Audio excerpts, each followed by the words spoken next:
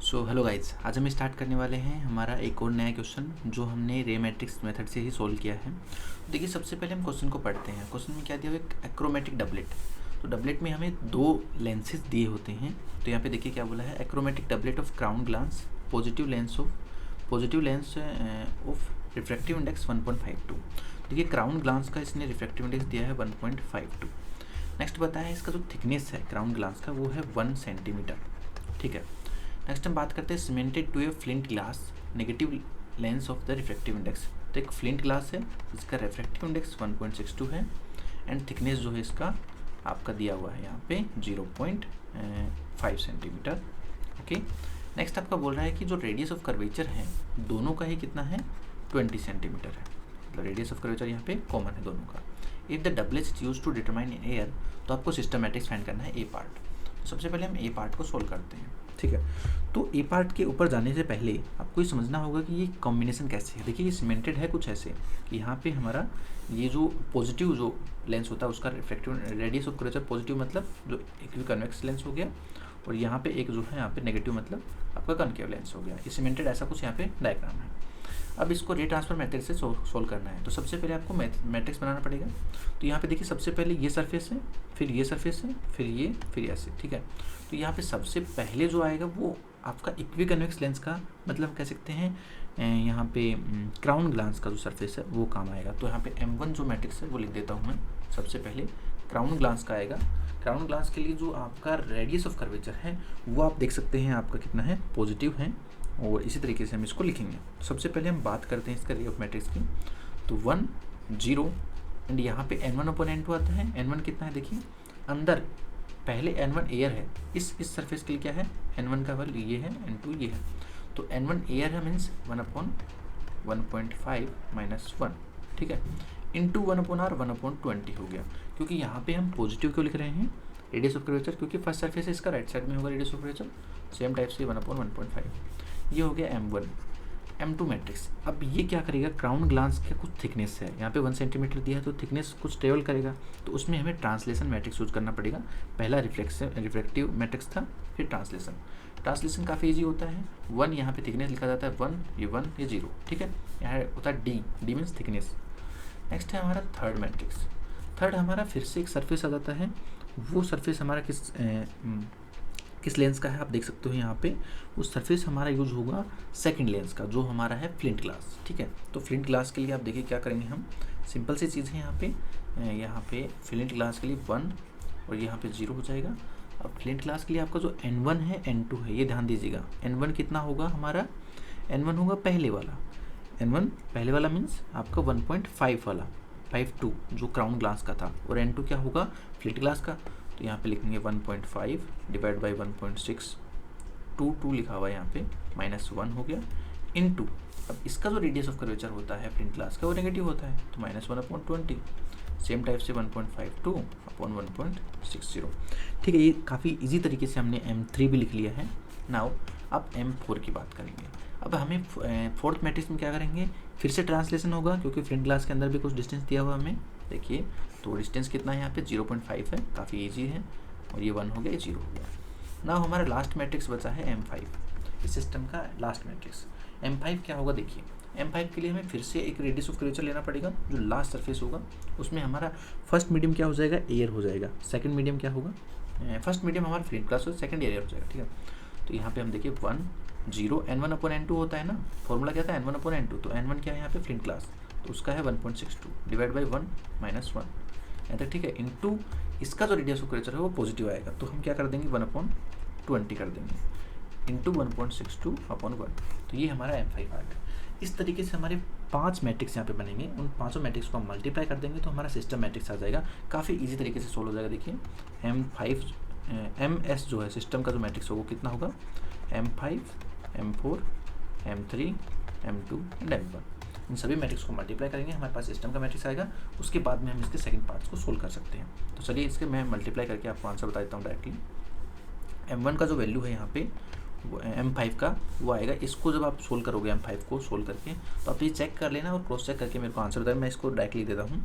ये हो जाएगा 0.62 डिवाइड बाई 21 और ये आपका हो जाएगा 1.62 डिवाइड बाई 1। ठीक है। तो ये हो गया M5। नाउ M4 आपका काफ़ी इजी है, वो तो डायरेक्टली लिखा गया है, उसमें कोई करेक्शन नहीं करना है। नाउ M3 देखिएगा, M3 में हमने क्या किया है 1 और ये -0.1 डिवाइड बाय -20 इंटू 1.62 और ये हो गया है आपका 1.52 डिवाइड बाई 1.62, ये हो गया 0। यहाँ पे M3 आप मैच कर सकते हैं।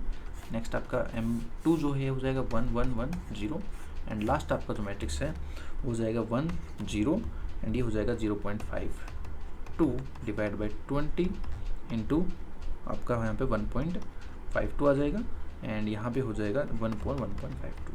आई थिंक ये मैंने आपको मैट्रिक्स जो है डायरेक्टली लिख दिया है कैलकुलेशन के बाद में, और यहाँ पे मैं सिस्टम मैट्रिक्स भी डायरेक्ट लिख देता हूँ क्योंकि उसको सोल्व करने लगेंगे तो ये मैट्रिक्स है, खाली मैथमेटिक्स है, इसको आप खुद सोल्व कर सकते हैं, कंसेप्ट आपको समझना है, ठीक है।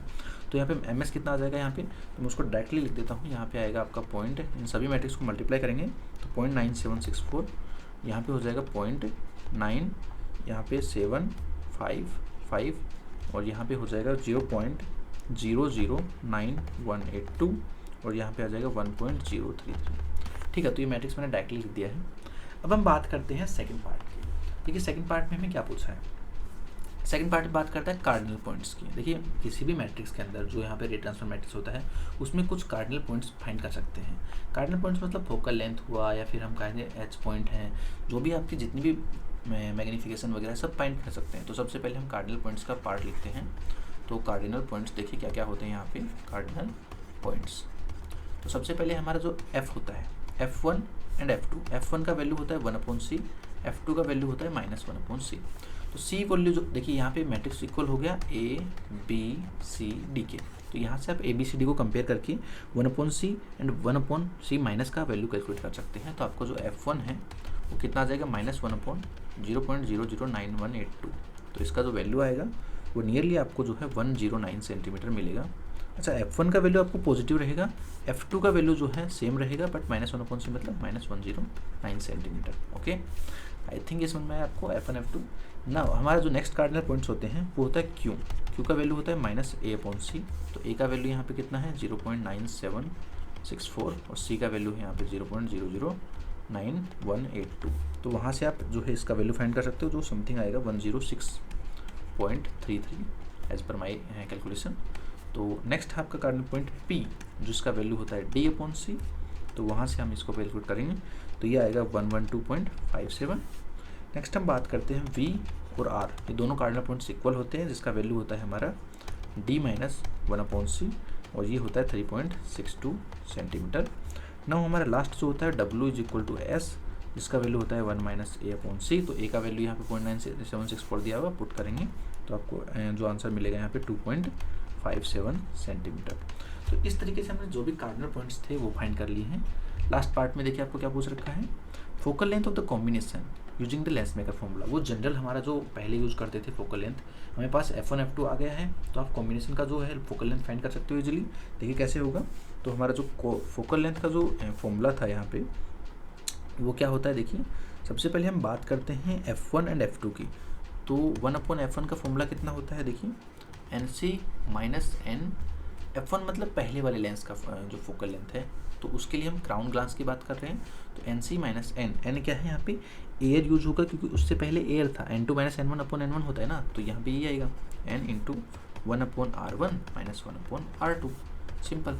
तो यहाँ पे कितना हो जाएगा, देखिए इसका वैल्यू क्राउन ग्लास के लिए हमें पता होता है, दिया हुआ क्वेश्चन में 1.52, एयर का 1 होता है डिवाइड बाई 1 एंड 1/R1 का जो वैल्यू है यहाँ पे वो आपको सेम 20 रहेगा और ये आपका -20 हो जाएगा क्योंकि एक साइड जो होती है क्राउन ग्लास की फर्स्ट साइड वो पॉजिटिव देती है R1 और सेकंड साइड आपका नेगेटिव रेडियस ऑफ कर्वेचर देगी।